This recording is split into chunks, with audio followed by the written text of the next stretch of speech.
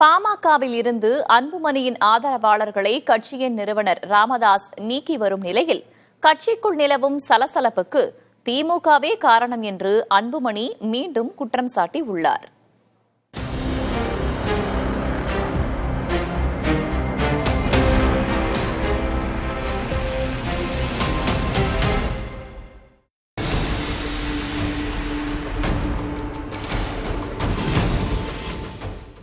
பாமக நிறுவனர் ராமதாசுக்கும் அன்புமணிக்கும் இடையே ஏற்பட்டுள்ள கருத்து முரண்பாடு காரணமாக பாமகவில் அன்புமணி ஆதரவாளர்கள் நீக்கப்பட்டு புதிய பொறுப்பாளர்கள் நியமிக்கப்பட்டு வருகின்றனர். அதன்படி மாவட்ட தலைவர்கள், பொறுப்பாளர்கள், சமூக நீதி பேரவை நிர்வாகிகள் உள்ளிட்டோர் என இதுவரை 156 பேரை நீக்கம் செய்து அவர்களுக்கு பதிலாக புதிய பொறுப்பாளர்களை ராமதாஸ் நியமித்துள்ளார்.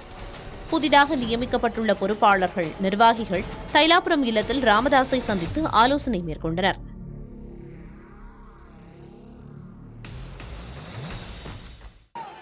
இந்நிலையில் வேலூரில் நடந்த கட்சியின் பொதுக்குழு கூட்டத்தில் பேசிய அன்புமணி ராமதாஸ், பாமகவை கண்டு திமுக அச்சம் கொண்டுள்ளதாகவும் அதனால்தான் கட்சிக்குள் சலசலப்பை ஏற்படுத்தி அரசியல் செய்வதாகவும் விமர்சித்துள்ளார். இந்த மாநாட்டில் இவ்வளோ கூட்டம் வந்துடுச்சு. இந்த மாநாட்டில் வர கூட்டம் கொஞ்சம் தான்.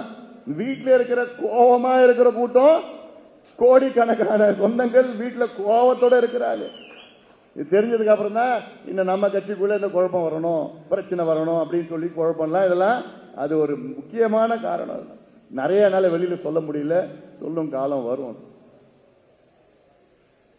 மனசுக்குள்ள நிறைய இருக்கு. நீங்களும் நினைப்பீங்க என்னடா இப்படிலாம் இருக்குது, எல்லாம் சரியாகிவிடும், பார்த்துக்கலாம். திமுக நான் கேட்கிறேன், சேலஞ்சு பண்றேன், மேடையை நீங்க போடுங்க, எங்க வேணா நீங்க போடுங்க, நான் வரேன், விவாதத்துக்கு நான் வரேன். இந்த ரெண்டு சமுதாயத்துக்கு நீங்க என்ன செஞ்சீங்க சொல்லுங்க. ஆனா இந்த ரெண்டு சமுதாயம் தான் உங்களுக்கு முதலமைச்சர் பதவியை கொடுத்தது. நீங்க ஆட்சியில் இருக்கிறதுக்கு காரணமே இந்த ரெண்டு சமுதாயங்கள் தான். என்னையா பண்ணீங்க சமுதாயத்திற்கு?